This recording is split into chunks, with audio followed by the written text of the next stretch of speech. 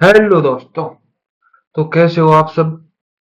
I hope सब अच्छे होंगे। ठीक है।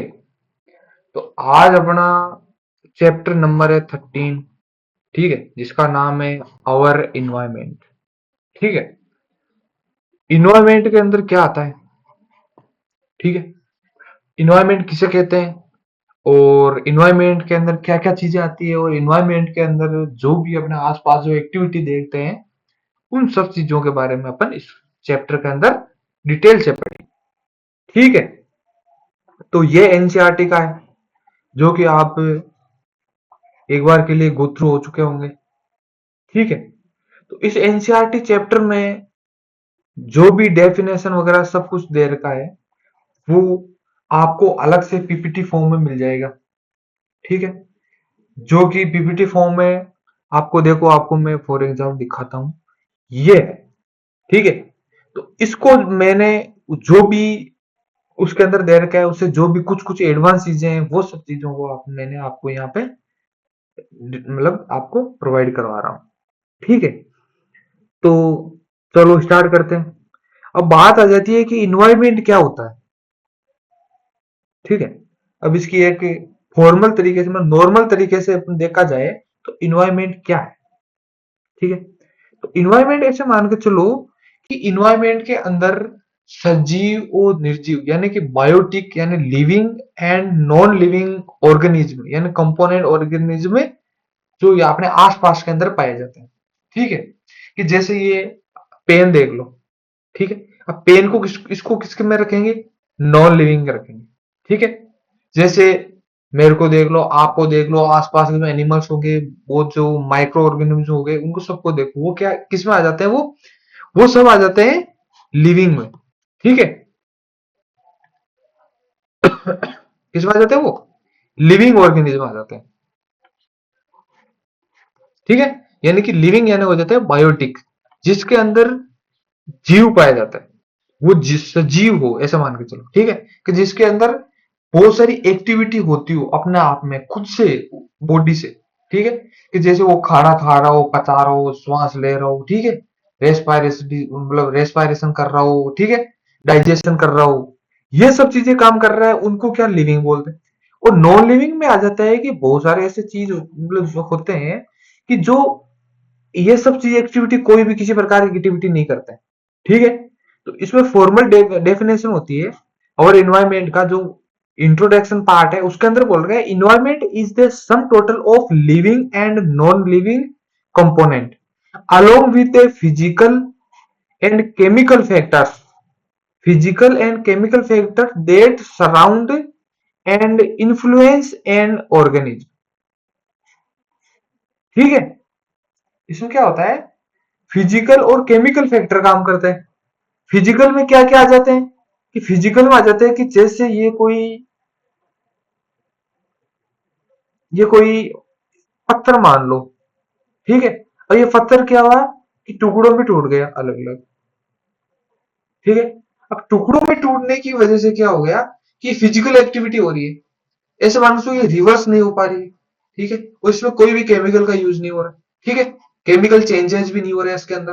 ठीक है। अब आ जाता है केमिकल। केमिकल के अंदर क्या आ जाता है कि बहुत सारे ऐसे रिएक्शंस होते हैं जो रिवर्स में आ जाते हैं। ठीक है। रिवर्स में आते हैं और उसके साथ साथ में उनमें केमिकल चेंजेस आते हैं। ठीक है। चलो जी। फिर नेक्स्ट टॉपिक, मतलब नेक्स्ट पॉइंट है, it is our immediate surrounding providing everything necessary for the survival and growth growth of life on. इसमें क्या बोलता है कि जैसे ये सब चीजें इन्वायरमेंट के अंदर हो रही है, कि जो अपने सराउंडिंग है, अपने आसपास का जो इन्वायरमेंट है, वो क्या कर रहा है कि नेसेसरी चीजों होती है, जैसे सर्वाइव करने के लिए, ग्रोथ करने के लिए जो भी चीजें होती है, वो प्रोवाइड करवाते हैं। ये कहां से मिलता है अपने को? इन्वायरमेंट के अंदर से मिलता है। जैसे अपन है, अपन सांस ले रहे हैं, तो सांस कहां से मिल रही है अपने को? रेस्पायरेशन करने के लिए जो गैस मिलती है, वो कहां से? इन्वायरमेंट से मिलती है। अपन कुछ ले रहे हैं, ठीक है, खाना खा रहे हैं, ठीक है, और उस वो भी इन्वायरमेंट से मिलती है। ठीक है। अब जैसे उत्सर्जन का हो गया, ठीक है, वो भी अपन सराउंड में करते हैं। उसके बाद वो उनका अपघटन वगैरह होकर जो भी प्रोसेस होती है, वो इसी इन्वायरमेंट के अंदर होती है। ठीक है, इसलिए बोल रहा है कि जो भी अपने सर्वाइवल करने के लिए, ग्रोथ करने के लिए जो भी नेसेसरी चीजें होती है वो कहां से मिलते हैं अपने को, ये इन्वायरमेंट से मिलते हैं। ठीक है, अब फिर आता है कि core component of the environment. ठीक है, इसमें क्या बोल रखा है कि the environment is broadly divided into two interactive category, two interactive category. ठीक है, अब ये कैसे है टू इंटरेक्टिव कैटेगरी, जिसमें आ जाता है कि सबसे पहले आ जाता है बायोटिक और एबायोटिक। ठीक है, अब बायोटिक की बात आ रही है, तो बायोटिक के अंदर क्या आ जाती है, that include all living organism within the system. ठीक है, इसमें क्या आ जाता है, तो जो लिविंग ऑर्गेनिज्म होता है वो सब आते हैं। ठीक है, इसमें आ जाते हैं जैसे कि plant, animal, fungi, bacteria, human, ये सब आ जाता है। ठीक है, फिर आता है एबायोटिक, इसके अंदर क्या आता है कि non living physically and chemically elements आ जाते हैं, जिसके अंदर air, water, soil, sunlight, temperature and minerals, ये सब आ जाते हैं। ठीक है, चलो जी, द कॉन्सेप्ट ऑफ इंटरेक्शन। ठीक है, अब क्या बोल रहा है इसके अंदर कि इंटरेक्शन कैसे होता है, वो सब चीजों के बारे में अपन इसके अंदर पढ़े। अब इंटरेक्शन, इंटरेक्शन ऐसे मान के चलो कि जैसे अपन है। ठीक है, अब इंटरेक्शन का क्या मतलब हो गया कि जैसे अपन किसी इन्वायरमेंट के अंदर रह रहे हैं। ठीक है, तो इन्वायरमेंट में रहने के लिए अपने को एक दूसरे पे डिपेंड होना पड़ेगा। ठीक है, उसमें ये भी हो सकता है कि वो अपन लिविंग ऑर्गेनिज्म पे हो सकते हैं कि नॉन लिविंग पे भी हो सकते हैं। ठीक है, यानी बायोटिक और एबायोटिक सारे फैक्टर काम करेंगे उसके अंदर। ठीक है, कैसे करेंगे, जैसे बायोटिक की बात कर लो, तो बायोटिक में क्या आ जाते हैं कि जैसे अपन खाना खा रहे हैं, तो खाना खाने के लिए अपने को, भोजन के लिए, फूड के लिए अपने को प्लांट्स पे डिपेंड होना पड़ेगा। ठीक है, चलो ठीक है, फिर अपन को जैसे रेस्पायर मतलब श्वास के लिए, सांस लेने के लिए, जैसे सांस ले उसके लिए अपन गैस पे डिपेंड होना पड़ रहा है।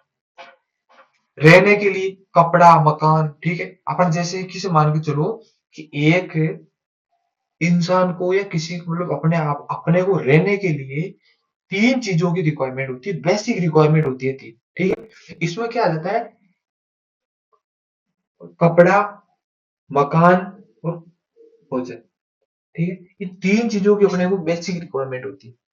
उसके बाद के अंदर ऐसे मानना चाहता है कि उसके बाद के अंदर वो एडवांस चीजें होती है। हर इंसान की अलग अलग रिक्वायरमेंट होती है उसके बाद के अंदर। ठीक है, किसी को गाड़ी की जरूरत हो गई, तो कोई रिक्वायरमेंट नहीं है कि एक इंसान को जीवित रहने के लिए गाड़ी की जरूरत पड़ेगी। ठीक है, बहुत सारे ऐसे एडवांस चीजें होगी कि वैसे चलो ठीक है, बेसिक मकान की रिक्वायरमेंट होती है इंसान को जीवन यापन करने के लिए। पर आज के टाइम में बहुत बड़े बड़े मकान बना रहे हैं वो, बहुत जरूरी नहीं है कि वो बड़े मकान बना रहे हैं तो वो बहुत ज्यादा लंबे जीवन जिएंगे, कोई जरूरत नहीं। ठीक है, इसलिए अपना बेसिक जिंदगी जीने के लिए बेसिक रिक्वायरमेंट होती है वो तीन ही होती है। ठीक है, अब तीन के अंदर अपन एक दूसरे से इंटरेक्ट कर रहे हैं। ठीक है, भोजन हो गया, उसके लिए अपन सारे बायोटिक और एबायोटिक चीजों की रिक्वायरमेंट। कपड़ा हो गया, उसके लिए अपन उनसे सब चीजों से अपने को चीजें मिलती, कच्चा माल मिलता है, वहां से अपन वो बनाते हैं चीजें, मतलब कपड़े वगैरह बनाते हैं, उससे अपन जीवन यापन होता है। उसके बाद मकान हो गया, मकान हो गया जैसे पत्थर, मिट्टी, गिट्टी, जो भी चीजें आती है, सीमेंट वगैरह होता है, वो सब चीजें अपने एबायोटिक चीजों से मिलती। ठीक, इंटरेक्शन हो रहा है ना अपन डायरेक्ट इनडायरेक्ट, वैसे इसके अंदर बता रहे हैं। ठीक है, अब कॉन्सेप्ट ऑफ इंटरेक्शन, इसमें क्या है कि no organism can live in isolation. ठीक है, अब इसके अंदर बोलना क्या चाहता है, कोई भी जीव आइसोलेशन में अकेले में नहीं रह सकता, उसको एक दूसरे पे डिपेंड होना पड़ेगा ही पड़ेगा। ये सब life is sustained through a constant interaction between biotic and abiotic factors. ठीक है, अब ये क्या बोलना चाहता है कि जो अपनी जो लाइफ है वो क्या है कि बायोटिक और एबायोटिक के बीच में इंटरेक्शन करेगी। ठीक है, फॉर इंटेंस प्लांट, बायोटिक आ गया, need sunlight and carbon dioxide, ये क्या है, सनलाइट और कार्बन डाइऑक्साइड क्या है, एबायोटिक है। ठीक है, to produce food through photosynthesis. ठीक है, अब फोटोसिंथेसिस करते हैं प्लांट, तो बायोटिक और एबायोटिक दोनों पे डिपेंड करता है। ठीक है, इसको भी ऐसे मान के चलो डायरेक्ट रिक्वायरमेंट है। ठीक है। अब जैसे इसके अंदर आ जाएगी कि प्लांट है वो बायोटिक है, इसको बायोटिक की रिक्वायरमेंट कैसे हुई, ये भी पूछ सकते हो आप। तो कैसे हुई कि जैसे पोलिनेशन हो गया, वो अपन रिप्रोडक्शन के अंदर पढ़ा था, ठीक है। अब पोलिनेशन के अंदर क्या हो जाता है कि जैसे पोलिनेशन करने के लिए बहुत सारे एनिमल्स की रिक्वायरमेंट होती है, उसकी उनके थ्रू ही वो पोलिनेशन होता है, ठीक है। तो पोलिनेशन के लिए किसकी रिक्वायरमेंट होगी, उसको बायोटिक फैक्टर की जरूरत पड़ेगी, ठीक है। तो ऐसे मान लो डायरेक्ट इनडायरेक्ट के लिए उनको सब रिक्वायरमेंट होती है, ठीक है। फिर आ जाता है कि इंपोर्टेंस ऑफ इन्वायरमेंट। अब क्या बोलता है कि इन्वायरमेंट का इंपोर्टेंस क्या है, लाइफ सपोर्ट सिस्टम, ठीक है, इकोलॉजिकल बैलेंस, वेस्ट प्रोसेसिंग, ठीक है। अब लाइफ सपोर्ट में कैसे आ गया, लाइफ सपोर्ट में आ गया कि जैसे अपन ऑक्सीजन ले रहे हैं, जल ले रहे हैं, सोइल होगी जो एग्रीकल्चर के लिए होगी, बहुत सारे फैक्टर होते हैं, वो डायरेक्ट इनडायरेक्ट मकान में जैसे गिट्टी मिट्टी जो अपना आपको एग्जांपल लास्ट में बताया था, उन सब चीजों के लिए वो सपोर्ट सिस्टम का काम करता है। कौन करता है, ये इन्वायरमेंट करता है, ठीक है। It provide essential resources such as oxygen for breathing, ठीक है, वाटर फॉर हाइड्रेशन, ठीक है, एंड सोइल फॉर एग्रीकल्चर, ठीक है। इन सब चीजों की रिक्वायरमेंट हो रही है अपने को, कहां से मिल रहे हैं, ये इन्वायरमेंट से मिल रहे हैं। सेकंड आ रहा है इकोलॉजिकल बैलेंस। अब इकोलॉजिकल बैलेंस कैसे हो गया, तो इकोलॉजिकल बैलेंस के अंदर आ गया, ये क्या करता है कि इसमें क्या हो जाता है कि जैसे पानी हो गया, तो पानी एक नेचुरल साइकिल के अंदर वो एक मूव करेगा, ठीक है। जैसे अपन पानी कहीं से ले लिया, तो लेने के बाद में अगर वापस से उसको एक साइकिल के अंदर अपन उसको निकालेंगे नहीं, तो वो कैसे अपने को वापस से अपने पास पहुंचेगा। वाटर का जो अपने जो रिक्वायरमेंट होती है उसके अकॉर्डिंग उसकी पूर्ति करने के बाद में वापस से भी फ्लो आना चाहिए वाटर का, ठीक है। तो वो सब चीजें से it maintain the natural cycles like water cycle और कार्बन साइकिल, ठीक है। Water cycle and carbon cycles that keep the planet habitable, ठीक है। अब जो प्लेनेट होता है जैसे अपना अर्थ है, अर्थ के ऊपर वाटर और कार्बन है, उनका साइकिल एक रिक्वायरमेंट होती है। साइकिल रिक्वायरमेंट वाटर का समझ के, प्लांट से ले रहे हैं वो सब्जी से, जो भी तालाब से जाना, मतलब उसमें समुद्र से वापस से बरसात होती है, सब चीजें प्रोसेस होता है। पर एक कार्बन साइकिल मान के चलो, कार्बन साइकिल होता है, कार्बन डाइऑक्साइड होती है, उसका कैसे होता है, तो जैसे प्लांट सांस में ले रहे हैं कार्बन, उसके बाद उसको वापस से अपना आप में स्टोर करके वापस अपन खा रहे हैं, अपन से ऐसे करके वो मरदम जरा मरदम वापस वैसे उस प्रोसेस के अंदर, पूरी प्रोसेस के अंदर घूमता है। फिर आता है कि वेस्ट प्रोसेसिंग, ठीक है। वेस्ट प्रोसेसिंग क्या है कि nature has its own way to recycling waste through decomposers keeping the surrounding clean, ठीक है। और सराउंडिंग जो अपना इन्वायरमेंट होता है उसको क्लीन रखने के लिए जो वेस्ट होता है उनका प्रोसेसिंग बहुत जरूरी होता है, ठीक है। अब प्रोसेसिंग के अंदर क्या आ जाता है कि अपन जैसे बहुत सारे वेस्ट निकालते हैं, ठीक है। अब वेस्ट ऐसे अगर यहाँ पे अपने अर्थ पे पड़े रह गए, अपने इन्वायरमेंट के अंदर वो सब चीजें पड़ी रह गई, तो क्या यहाँ पे अपना वो इन्वायरमेंट वो खराब नहीं हो जाएगा, ठीक है। तो इसी वजह से उन सब चीजों को वापस से रीयूज होती है वो चीज, ठीक है। अब इन्वायरमेंट में बहुत सारे वो जो छोटे मोटे जो ऑर्गेनिज्म होते हैं उनको वो डिकम्पोज करते हैं, उसके बाद के अंदर वो प्रोसेस के अंदर आते हैं, वापस से घूम फिर के अपने पास आ जाते हैं, ठीक है। अपन खाते हैं तो वापस से वो प्रोसेस में जाता है, घूम फिर के वही आ जाता है चीज, ठीक है। तो ये एक प्रोसेसिंग होता है, वेस्ट प्रोसेसिंग।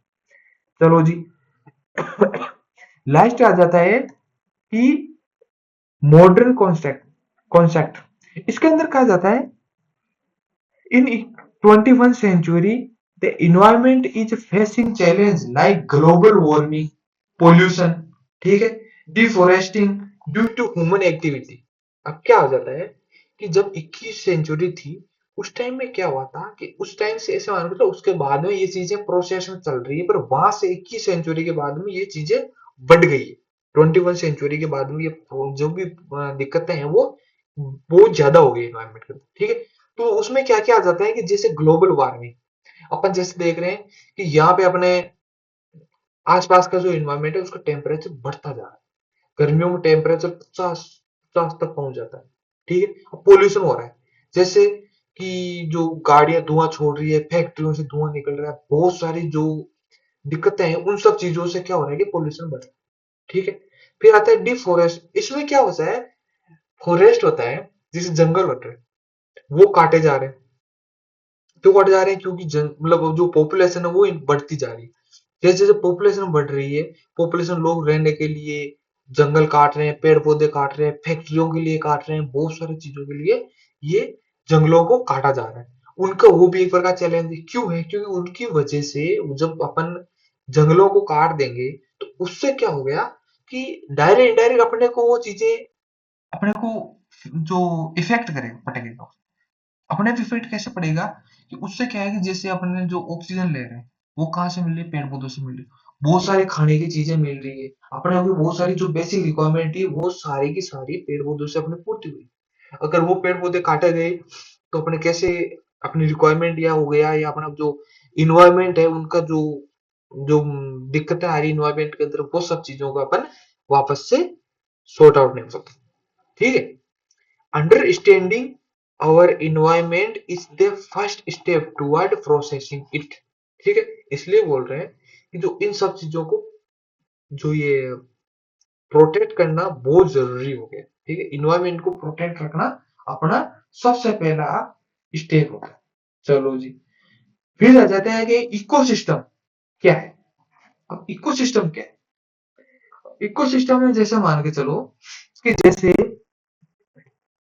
अपन एक दूसरे से जीव होता है, जैसे बायोटिक और एबायोटिक होते हैं, सारे क्या है कि एक दूसरे से इंटरेक्ट कर रहे होते हैं, एक दूसरे डिपेंड है। अब डिपेंड हो रहे हैं, इसी वजह से वो जो एक चेन वगैरह बन जाती है। ठीक है। उसमें क्या वजह है कि जैसे लिव, जैसे अगर अपना इन्वायरमेंट है उसके अंदर जैसे बायोस्फीयर मानो, उसके अंदर क्या हो जाता है जैसे उसमें बायोटिक या ऑर्गेनिज्म होते हैं जो लिविंग, और अपने जो आसपास में जो फिजिकल इन्वायरमेंट होता है उसमें जैसे एबायोटिक जो फैक्टर है, वो सब चीजें क्या हो जाती है कि वो एक दूसरे से जुड़ी हुई है, एक दूसरे पे डिपेंड है। ठीक है। जब ये डिपेंड हो रहा है, उस सारा का सारा जो प्रोसेस होता है उसको अपन एक प्रकार के मान लो उसको एक वो क्या है, इकोसिस्टम। ठीक है। तो चलो, an ecosystem is a self-sustaining structure and functional unit of biosphere। ठीक है। functional unit of biosphere where living organism यानी कि बायोटिक एंड नॉन लिविंग, ये सब एक दूसरे से क्या कर रहे हैं कि ये एक दूसरे से इंटरेक्ट करें। ठीक है। चलो जी, कि कॉन्सेप्ट की बात कर रहे हैं तो इसके अंदर क्या जाता है कि energy and matter are constantly exchanged between living and non-living part of ecosystem। Living और नॉन लिविंग जो भी होते हैं वो एक दूसरे में एक्सचेंज होते रहते हैं। ठीक है। अब कैसे हो रहा है कि जैसे मान के चलो अपन कोई चीज को कंज्यूम किया, वो नॉन लिविंग आ अपने अंदर आई, अपने में वो एक मान को लिविंग के फॉर्म में आ गई। ठीक है। अपन किसी का शिकार हो गए, किसी या ऐसे मान के चलो कि इस मान से हिरण है, उसने खाया कोई चीज, वो लिविंग में आ गई। लिविंग में आने के बाद में वो नॉन लिविंग, लिविंग से वापस से किसी ने शेर ने खाया, वो जो प्रोसेस में आ गया सारा का सारा। ठीक है। वो वापस से नॉन लिविंग में कब आ गया, जैसे खाने के बाद में जैसे लास्ट में जाकर शेर की मृत्यु हो गई या हिरण की, मान मतलब शॉर्ट में बता दो हिरण की मृत्यु हो गई। उसके बाद में क्या हो गया कि छोटे मोटे कीड़े जो भी माइक्रो ऑर्गेनिज्म हो जाएंगे, वो उसको क्या है कि उसको डिकम्पोज कर देंगे, उसके बाद वो मिट्टी में मिल जाएगा। तो कौन सा हो गया, वो नॉन लिविंग हो गया। ठीक है। अब नॉन लिविंग के बाद में जो पेड़ हो तो वापस में से वापस से लिविंग में कन्वर्ट हो गया। ठीक है। इस हिसाब से वो एक साइकिल चलता रहता है। ठीक है। अब इसके अंदर बोलता है कि टाइप ऑफ इकोसिस्टम, इकोसिस्टम के कितने टाइप्स है। ठीक है। तो ecosystem can be broadly categorise based on their origin. ठीक है।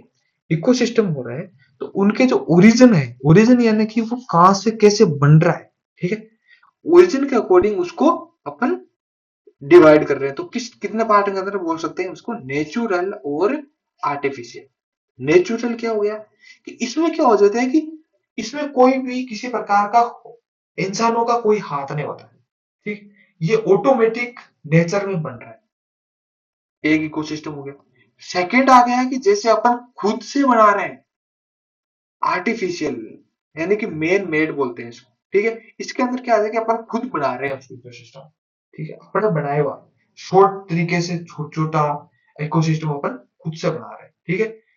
तो नेचुरल होता है उसके अंदर देज exist in nature without human interfere, ठीक है। इसमें ह्यूमन मतलब इंसान होता है वो किसी प्रकार को इंटरफेयर नहीं करता, ठीक है।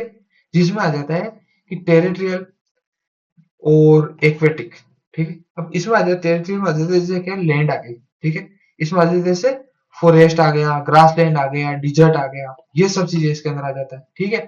और एक्वेटिक के अंदर क्या आ जाता है जैसे कि पॉन्ड्स, लेक्स, रिवर्स, ओशियन, ये सब आ गए, ठीक है।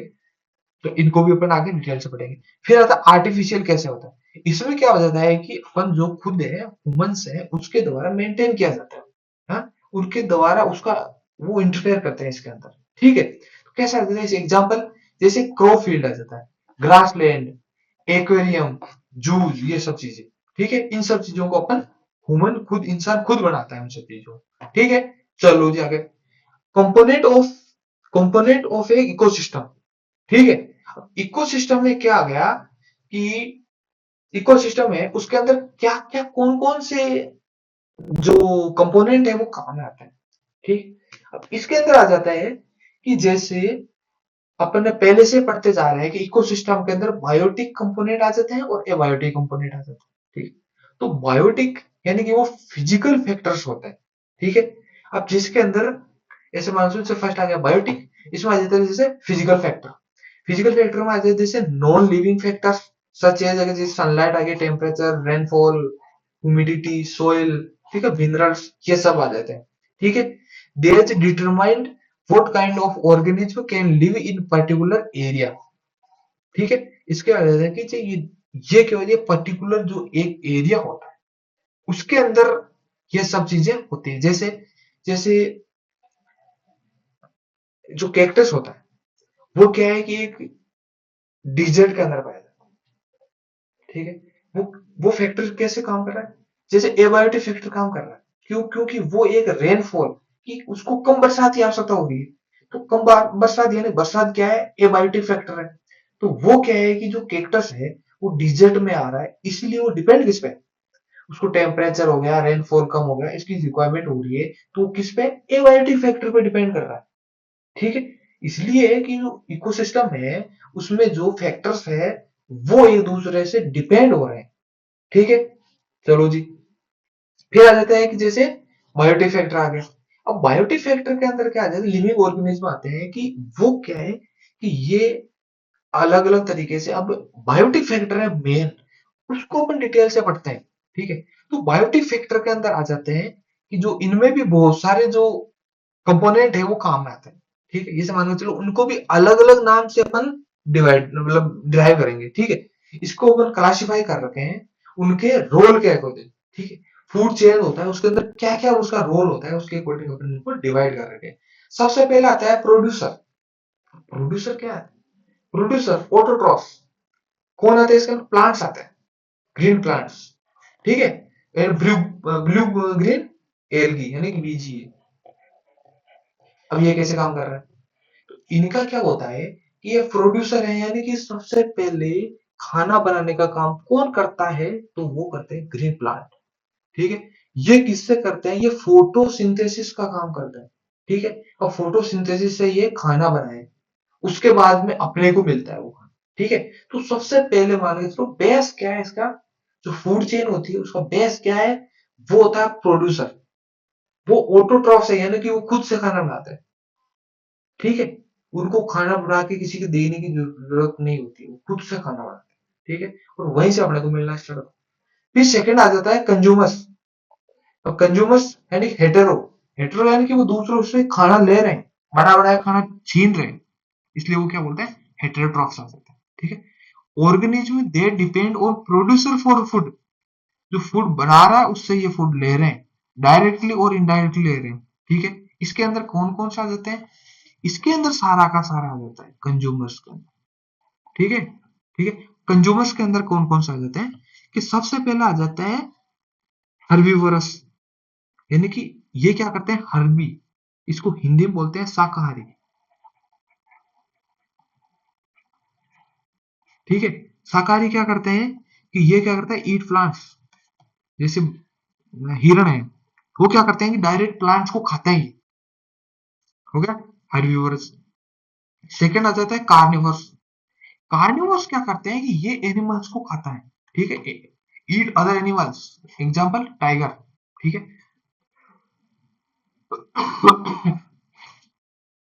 फिर थर्ड आ जाता है ओमनिवर्स। ओमनिवर्स क्या आ जाता है, ये क्या करता है, ओमनी यानी कि बायो, ये क्या करता है कि जो एनिमल्स को भी खाता है वो प्लांट्स को भी खाता है, एग्जांपल अपन बैठे हैं, ठीक है। फिर आ जाता है पेरासाइट्स। इसमें क्या है, ये क्या करता है कि किसी भी बॉडी के अंदर रहेंगे और वहां से ये लेंगे, वहां से अपने वो खाना लेते हैं, तो ठीक है। पेरासाइट्स लिव इन ऑन होस्ट, ठीक है, किसी होस्ट के अंदर या उसके ऊपर रहते हैं और वहां से खाते हैं, क्या होता है, लीच। चलो जी, आगे पढ़ते हैं इसका। तो आगे आता है इसके अंदर कि डीकम्पोजर। अब जो डीकम्पोजर्स होते हैं वो कौन, डीकम्पोजर्स आते हैं कि वो क्या होता है कि ये बहुत सारे छोटे छोटे जीव होते हैं। अब क्या होता है कि जो ये ऑर्गेनिक वेस्ट होते हैं उनको इनऑर्गेनिक सब्सटेंस के अंदर चेंज करता है, कैसे, छोटे छोटे यानी इसको ब्रेक डाउन करता है, ठीक है। चलो जी, जैसे माइक्रो ऑर्गेनिज्म आ गया, जैसे बैक्टीरिया एंड फंजाई होते हैं, वो क्या करते हैं, ब्रेक डाउन करते हैं dead, break down dead remaining organic waste simple into inorganic substance, ठीक है, ऑर्गेनिक वो इनऑर्गेनिक के अंदर चेंज करता है, ठीक है। फिर आता है कि इंपोर्टेंस ऑफ डिकम्पोजर्स। डिकम्पोजर्स का इंपोर्टेंस क्या है, तो आपको मैंने सब पहले भी बताया था कि जो डिकम्पोजर्स होते हैं वो क्या करते हैं कि अपने जो आसपास के अंदर जो भी बायोडिग्रेडेबल जो भी चीजें होती है उनको क्या है छोटे छोटे पार्ट में डिवाइड कर देता है और अपने जो इन्वायरमेंट होता है उनको क्लीन करने का काम करता है, ठीक है। फिर उससे क्या होता है कि जैसे न्यूट्रिएंट आता है उनको वो जैसे सिंपल फॉर्म में डिवाइड करने के बाद जो प्लांट वापस से ले लेते हैं, तो एक साइकिल का काम करता है ये। साइकिल में एक इनका बहुत बड़ा हाथ होता है, चीज को पर्टिकुलर चेंज कर रहा है, उसके वजह से बहुत बड़ा हाथ होता है, इसलिए वो जो भी बायोडिग्रेडेबल चीजें होती है उनको वो वापस से चेंज कर देता है, उसके बाद में दूसरे न्यूट्रिएंट के अंदर वो न्यूट्रिएंट्स न्यूट्रिशन होता है उनको वापस से अगले स्टेज पे ये ट्रांसफर का काम करता है। इसलिए बोलते हैं कि जब भी अपन ये पॉलिथीन यूज कर रहे हैं इनका बहुत कम यूज करना चाहिए, ठीक है। पॉलिथीन का यूज कम करने से क्या हो जाता है कि जो ये जैसे बायोडिग्रेडेबल चीजें होती है उनको ये यूज करता है और उसके बाद में इनको वापस से रिसाइकिल कर देता है, ठीक है। अब क्या करता है कि उसके बाद के अंदर जो प्लांट्स होते हैं वो रीयूज कर देते हैं, ठीक है। चलो जी,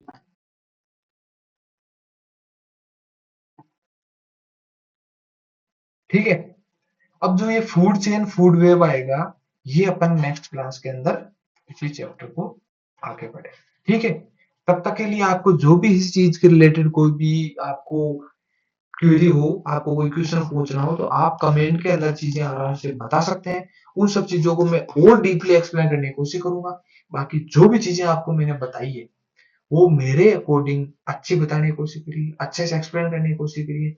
अगर आपको अच्छा लग रहा है तो आप लाइक कीजिए, कमेंट कीजिए और अपने क्लासमेट वगैरह उनको सबको शेयर कीजिए, ठीक है।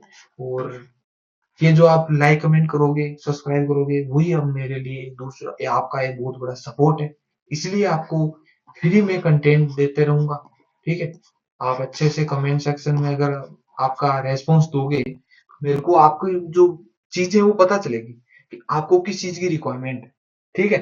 तो वो रिक्वायरमेंट के अकॉर्डिंग मैं आप सब चीजों की आपकी आगे नेक्स्ट क्लास के अंदर उन सब चीजों को मैं अच्छे से करने की कोशिश करूंगा। तब तक के लिए धन्यवाद, ऐसे ही बने रहिए और हमें सपोर्ट करते रहिए, ठीक है जी, ओके।